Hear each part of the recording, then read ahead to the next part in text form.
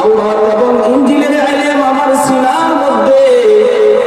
আমি কোনো খারাপ মহিলা নই, আমি কোনো দুশ্চরিত্র মহিলা নই। তাওরাতের ইলম আল্লাহ তাআলা আমাকে দান করেছেন, ইনজিলের ইলম আল্লাহ তাআলা আমাকে দান করেছেন।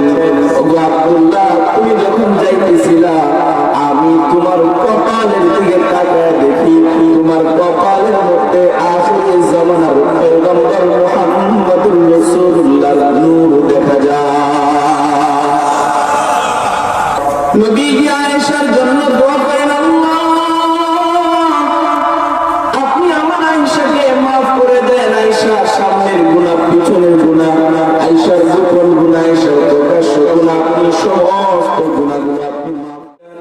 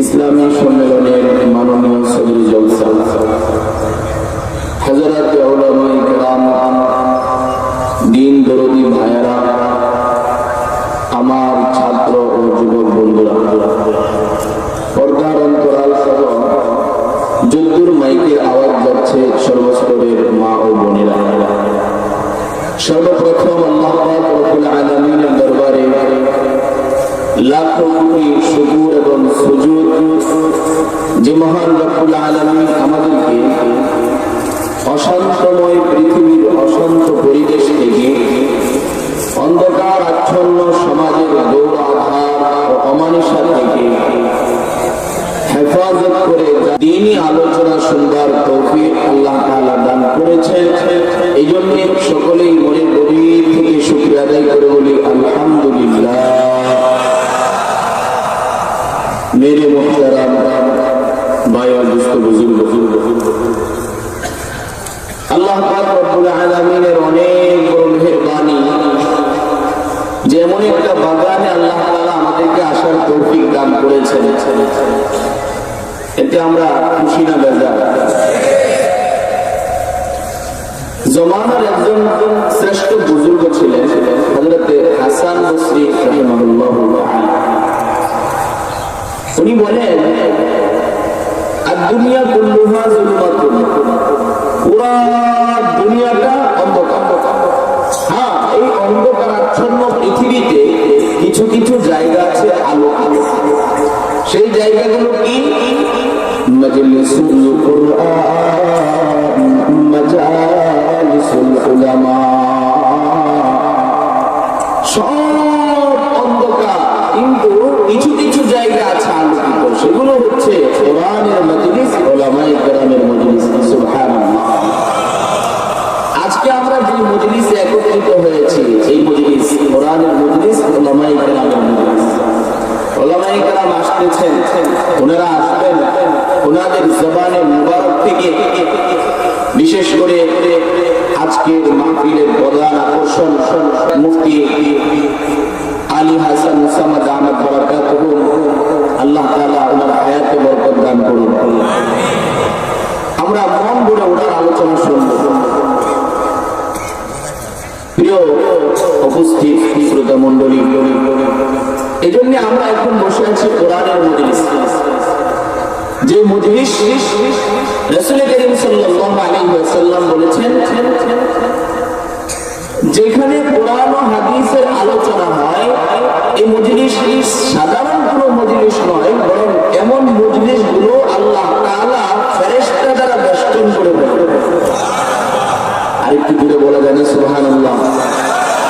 শুধু তাই নয়, যে মজলিসের মধ্যে কোরআন ও হাদিসের আলোচনা শুরু হয়ে যায়, আল্লাহ পাক রব্বুল আলামিন আসমান থেকে রহমতের বৃষ্টি বর্ষণ করতে আরম্ভ করে দেন। ফেরেশতা দ্বারা বেষ্টিত মজলিসে আমরা আছি, এতে আমরা অনেক আনন্দিত।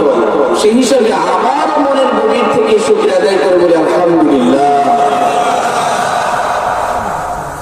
প্রিয় শ্রোতা মণ্ডলী, আমরা নবীজি সাল্লাল্লাহু আলাইহি ওয়াসাল্লামের উম্মত। যেই নবীজিকে আল্লাহ তাআলা গোটা দুনিয়ার সমস্ত মানুষ এবং সমস্ত নবী রাসূলদের মর্যাদা এবং শ্রেষ্ঠত্ব যদি এক পাল্লায় রাখা হয়, আমাদের নবীজির মর্যাদা এবং শ্রেষ্ঠত্ব যদি এক পাল্লায় রাখা হয়, আমাদের নবীজির মর্যাদার পাল্লাটাই ভারী হয়ে যায়। যেমন নবীর উম্মত আমরা। ছোট্ট করে একটু একটা ঘটনা বলে আমি আমার আলোচনা চলে যাব। নবীজির আব্বা নাম যেন কি? একটু বলেন না সবাই, নাম যেন কি? আব্দুল্লাহ। আব্দুল্লাহকে যখন ওনার বাবা আমিনার সাথে বিবাহ করানোর জন্য নিয়ে যাইতেছেন, প্রতিমধ্যে একজন ইহুদি মহিলা যার নাম ছিল ফাতেমা, এই ফাতেমার সাথে সাক্ষাৎ। তো ফাতেমা হঠাৎ করে বলতেছে, আব্দুল্লাহ আপনার সাথে আমার একটু পার্সোনাল কথা আছে, আমাকে কি একটু সময় দেওয়া যাবে? নবীজির আব্বা আব্দুল্লাহ নামছেন, সময় দিচ্ছেন। কথাবার্তা বলার ক্ষেত্রে ফাতেমা বলতেছেন, আব্দুল্লাহ আমি আপনাকে ছোট উট উপহার দিব, বিনিময়ে আমার গর্ভে আপনার সন্তান চাই। শোনার সাথে সাথে আব্দুল্লাহ বলতেছেন, হারাম হারাম হারাম, এমন হারাম কাজ আমি আব্দুল্লাহর দ্বারা কখনোই হতে পারে না। চলে গেছেন, বিবাহ হয়ে গেছে। 3 দিন পর আবার যখন আসতেছেন, ওই মহিলা ফাতেমার সাথে আবার সাক্ষাৎ। এবার ফাতেমা ডাক দিয়ে বলেন, আব্দুল্লাহ আপনার সঙ্গে আমার আজকে আবার একটু পার্সোনাল কথা আছে, একটু সময় দেওয়া যাবে নি আমাকে?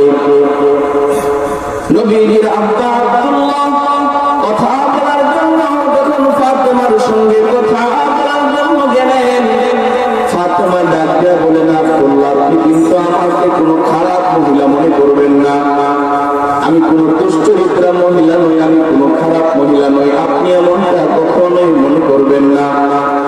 নবীজির আব্বা আব্দুল্লাহ ডাক দিয়ে বলেন, ফাতেমা তুমি যদি খারাপ মহিলা নাই হও, এমন প্রস্তাব তুমি কেমনে দিলা?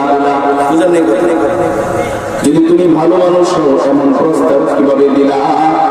এবার মহিলা ফাতেমা ডাক দিয়া বলেন, আব্দুল্লাহ আমার সিনার মধ্যে তাওরাত এবং ইনজিলের ইলম, তাওরাত এবং ইনজিলের ইলম আমার সিনার মধ্যে। আমি কোনো খারাপ মহিলা নই, আমি কোনো দুশ্চরিত্র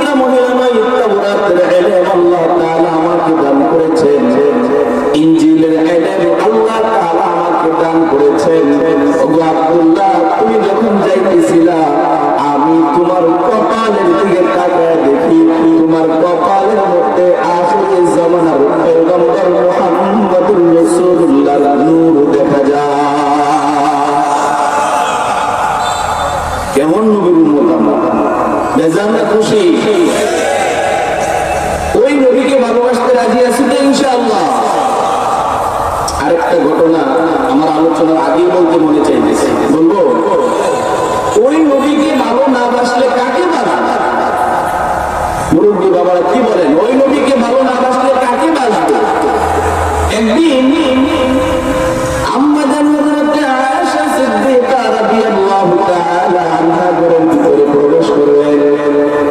ঘরের ভিতরে প্রবেশ করে দেখেন নবীর মুখটা খুব ভালো দেখা যায়। আম্মা জান আয়েশা সিদ্দিকা রাদিয়াল্লাহু তাআলা আনহা বলেন, ইয়া রাসূলুল্লাহ, আপনার কাছে আমার একটা আবেদন, আপনি আমার জন্য আল্লাহর কাছে একটু দোয়া করুন। এবার নবীজি সাল্লাল্লাহু আলাইহি ওয়াসাল্লাম দুই হাত তুলে আল্লাহ তাআলার কাছে দোয়া করেন, আল্লাহুম্মা গফির লি আয়েশা মা তাকাদ্দামাত ওয়া মা তাআখারাত ওয়া মা আ'লানাত ওয়া মা আসরাত। নবীজি আয়েশার জন্য দোয়া করেন, আল্লাহ আপনি আমার আয়েশাকে মাফ করে দেন। আয়েশার সামনের গুনাহ, পিছনের গুনাহ, আয়েশার গোপন গুনাহ, আয়েশার প্রকাশ্য গুনাহ, আপনি সমস্ত গুনাহগুলো আপনি মাফ করে দেন। এবার আমাদের আম্মা জান আয়েশা সিদ্দিকা রাদিয়াল্লাহু তাআলা আনহা নবীজির দোয়া শোনার পরে আহারে আয়েশার খুশি দেখে আম্মা জান আয়েশা সিদ্দিকা রাদিয়াল্লাহু তাআলা আনহা বিছানায় গিয়া চিত হয়ে শুয়ে পড়ছে। নবীজি ডাক দিয়া বললেন, আয়েশা কি ব্যাপার, তুমি এত খুশি কেন? আম্মা জান আয়েশা সিদ্দিকা রাদিয়াল্লাহু তাআলা আনহা বলেন, ইয়া রাসূলুল্লাহ, কেন খুশি হব না? আপনি আমার জন্য যে দোয়া করেছেন আমি খুশি না হয়ে তো পারি না। এবার নবীজি সাল্লাল্লাহু আলাইহি ওয়াসাল্লাম আম্মা জান আয়েশা সিদ্দিকা রাদিয়াল্লাহু তাআলা আনহাকে ডাক দিয়ে বলেন, আয়েশা, তুমি আজকে আমার কাছে দোয়া চাইছো, এই জন্য আমি আল্লাহর কাছে তোমার জন্য দোয়া করেছি। তুমি চাইছো বিদায় আমি রাসূল তোমার জন্য দোয়া করেছি, কিন্তু আমার ওই সমস্ত উম্মত যারা আমি রাসূলকে দেখে নাই, যারা আমি রাসূলের সাথে কখনো সাক্ষাৎ হয় না, কিয়ামত পর্যন্ত আনেওয়ালা উম্মতের জন্য আমি প্রতিদিন এমন দোয়া করি। সুবহানাল্লাহ। আরেকটু জোরে বলা যায় না সুবহানাল্লাহ? কত বছর পরে আমরা আসলাম, আমরা নবীজিকে দেখি নাই। এই নবী আমাদের জন্য কেমন মায়া ছিল।